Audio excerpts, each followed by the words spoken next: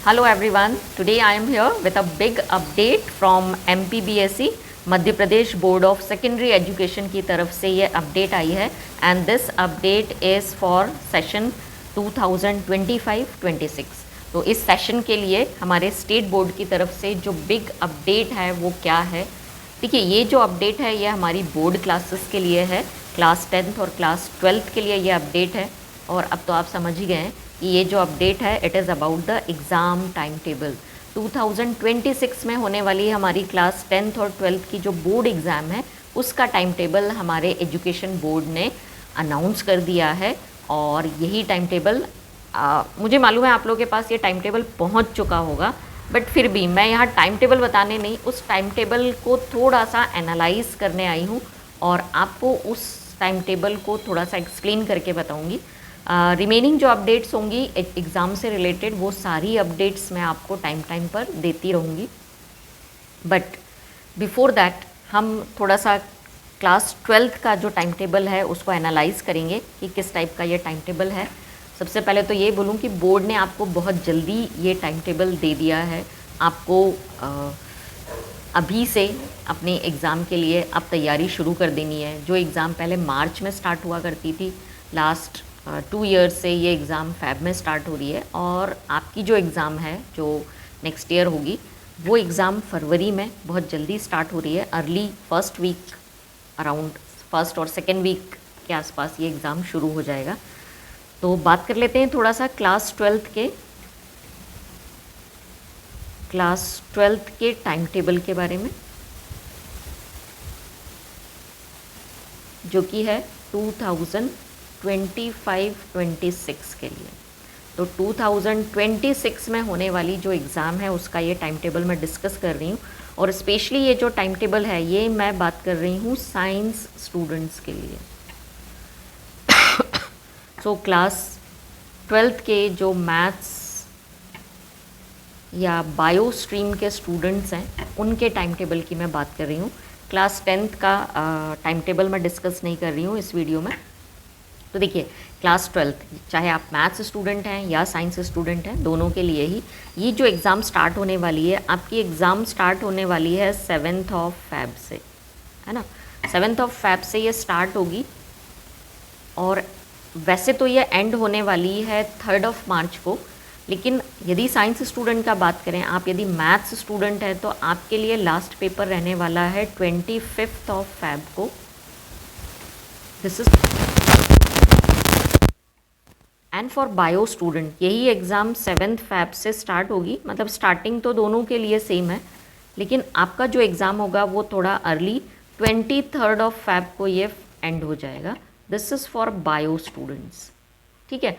So for maths students exam 25th fab तक चलेगा, जबकि बायो स्टूडेंट्स के लिए यही जो एग्ज़ाम है वो 23rd को एंड हो जाएगा। अब बात कर लेते हैं टाइम टेबल की। तो फर्स्ट आपका जो पेपर रहेगा, चलिए टाइम टेबल का बात करते हैं। फर्स्ट आपका जो पेपर रहने वाला है वो है 7th फ़ैब को, और दिन उस दिन जो रहेगा सैटरडे। तो ये सैटरडे से आपका एग्ज़ाम स्टार्ट हो रहा है और आपका पहला पेपर जो है वो है हिंदी का पेपर, ठीक है। आफ्टर हिंदी नेक्स्ट जो आपका लैंग्वेज पेपर ही है और वो है 10th ऑफ फ़ैब को। डे आने वाला है उस दिन ट्यूसडे, और इस दिन आपका नेक्स्ट लैंग्वेज इंग्लिश का पेपर रहेगा। नेक्स्ट बात करूँ आफ्टर 10th, जो नेक्स्ट पेपर है आपका 13 को है and very important paper. Day रहेगा उस दिन फ्राइडे और पेपर है आपका फिज़िक्स का पेपर रहेगा, ठीक है। तो पहला हिंदी का पेपर है, देन इंग्लिश, देन फिज़िक्स, जो कि है 13th ऑफ फ़ैब को ये पेपर रहेगा। डे है उस दिन फ्राइडे। अगला पेपर जो रहेगा, मेरा पेपर है 18th फ़ैब को ये पेपर है और डे उस दिन रहने वाला है वेडनेसडे। देखिए, गणेश जी का दिन है, पेपर आपका अच्छा ही जाएगा यदि तैयारी अच्छी करेंगे। तो वेडनेसडे को है केमिस्ट्री का पेपर, ठीक है। आफ्टर 18 नेक्स्ट यदि आप बायो स्टूडेंट हैं तो आपका नेक्स्ट पेपर रहेगा 23rd फ़ैब को। डे उस दिन है मंडे और इस दिन रहने वाला है आपका बायो का पेपर, बायोलॉजी का पेपर रहेगा आपका। और यदि आप मैथ्स स्टूडेंट हैं, यही बता दे रही हूँ, यदि आप मैथ्स स्टूडेंट हैं तो 18th के बाद आपका जो लास्ट पेपर रहना है वो रहना है 25 फ़रवरी को, डे उस दिन आप देख लीजिएगा, मैथ्स का पेपर आपका इस दिन रहेगा। तो इस तरीके से मैथ्स वालों को जो एग्ज़ाम है वो थोड़े दिन ज़्यादा चलनी है, और बायो वालों का पेपर जो है वो कंपैरेटिवली पहले ही ख़त्म होने वाला है। देखिए बेटा, मैथ्स का जिस दिन पेपर है ना उस दिन भी वेडनेसडे है ना, तो वेडनेसडे के दिन आपका ये मैथ्स का लास्ट पेपर रहेगा।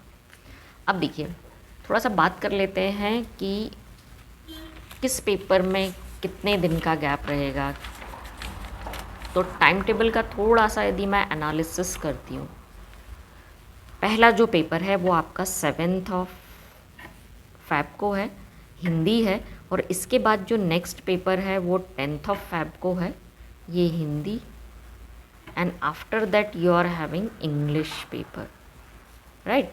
Between Hindi and English you have 2 days gap, 8 and 9 है ना, यहाँ आपको मिल रहा है 2 दिनों का गैप, और 7th का हाफ डे आपको मिलेगा, तो 2.5 day आपको मिल रहा है हिंदी के बाद इंग्लिश की प्रिपरेशन के लिए।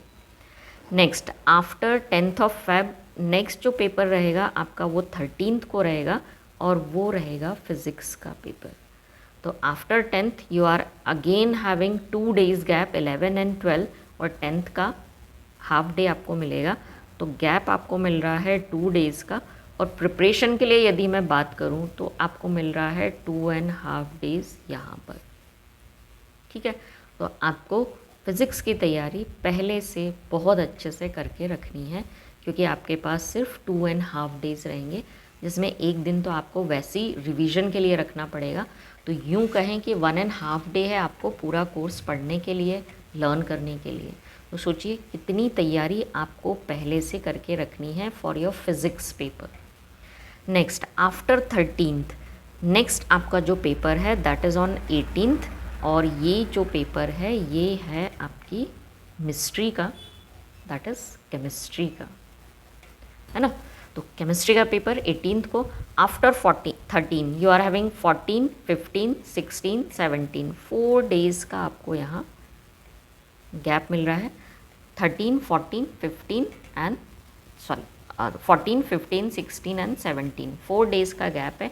13 का एक हाफ डे यदि हम काउंट कर लेते हैं तो आपको केमिस्ट्री की प्रिपरेशन के लिए मिल रहे हैं 4.5 days, ठीक है, जिसमें से आपको नियर अबाउट 1.5 day, लास्ट का जो 1.5 day है वो आपको रिवीजन के लिए रखना पड़ेगा। तो टोटल आपको 3 days मिलेंगे आपके चैप्टर्स को पढ़ने के लिए, लर्न करने के लिए, नोट्स लर्न करने के लिए, रिवाइज़ करने के लिए, जो भी है वो आपको 3 days आपके पास रहेंगे, जिसमें आप कुछ नया पढ़ना चाहते हैं, कोई चैप्टर्स आप फिर से एक बार रिवाइज़ करना चाहते हैं, तो वो स्ट्रैटेजी मैं आपको बाद में प्लान करके दूंगी। अभी सिर्फ आपको बता रही हूँ कि आपको कितने एफर्ट से कौन से सब्जेक्ट के लिए तैयारी रखनी है। तो ये मत समझिए कि केमिस्ट्री के लिए 4.5 day मोर देन इनफ है। केमिस्ट्री आप देख ही रहे हैं कैसा सब्जेक्ट है, कैसा सिलेबस है इस बार का। हर एक स्कूल में आई थिंक 30-40%, 50% सिलेबस हो चुका होगा, और आप ऑलरेडी देख चुके हैं इस बार सिलेबस कितना वास्ट है ना। क्वेश्चनिंग का जो पैटर्न है स्टेट बोर्ड का वो भी चेंज हो चुका है। तो आपको उस पॉइंट ऑफ व्यू से केमिस्ट्री की प्रिपरेशन करनी है। लास्ट ईयर के पेपर ज़रूर देखिएगा, लास्ट 2 years के पेपर ज़रूर देखिएगा फॉर प्रिपरेशन ऑफ केमिस्ट्री। तो चलिए अभी 4.5 day हैं आपके पास केमिस्ट्री की प्रिपरेशन के लिए। नेक्स्ट आफ्टर 18 यदि आप बायो स्टूडेंट हैं तो अगला पेपर, लास्ट पेपर आपका जो रहना है वो 23rd फ़रवरी को रहेगा, और ये पेपर रहेगा बायोलॉजी का। अगेन 18 के बाद 23rd को ये पेपर है, मतलब 19, 20, 21, 22, ये आपको 4 days यहाँ पर मिल रहे हैं। 4 days का आपको गैप मिल रहा है, मतलब बायो की तैयारी के लिए भी आपको 4.5 days का टाइम है। 18 का हाफ डे आप यहाँ ऐड कर सकते हैं, या नहीं भी ऐड करें, जो लोग नहीं पढ़ सकते हैं तो एटलीस्ट 4 days आपके पास हैं बायो की प्रिपरेशन के लिए।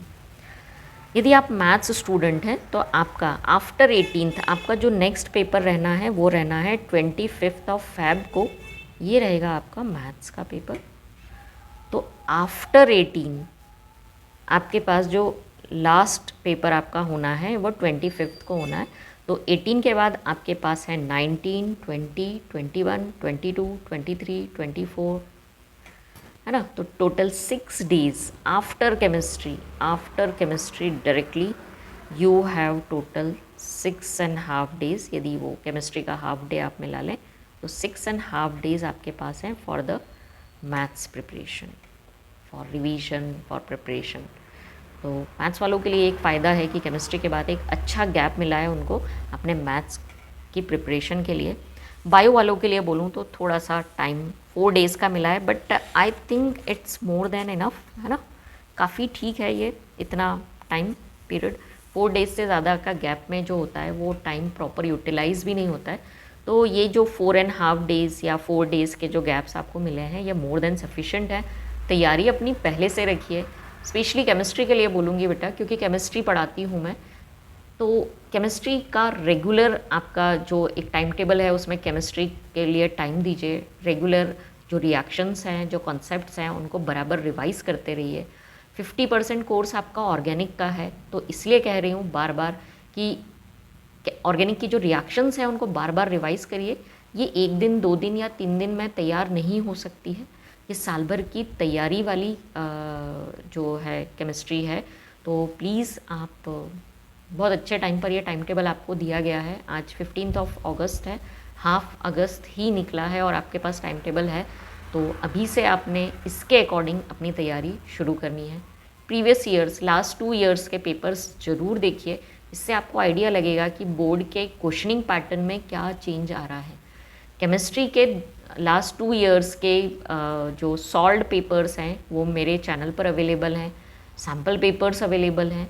आप बिल्कुल उन पेपर्स को देख सकते हैं और विद आंसर्स हैं, तो आप उन आंसर्स को भी तैयार कर सकते हैं। नेक्स्ट जो मैं वीडियो बनाऊंगी that is about the blueprint of chemistry subject for class 12th। तो अगला वीडियो भी ध्यान से देखिए, चैनल को सब्सक्राइब करिए और इस वीडियो को ज़्यादा से ज़्यादा शेयर करिए ताकि ये इन्फॉर्मेशन, ये जो एनालिसिस है टाइम टेबल का, ये सभी स्टूडेंट तक पहुँचे और सभी स्टूडेंट इसी के अकॉर्डिंग अपनी तैयारी शुरू कर सकें। ओके बेटा, तो मिलते हैं नेक्स्ट वीडियो में जो है about the blueprint for class 12th chemistry.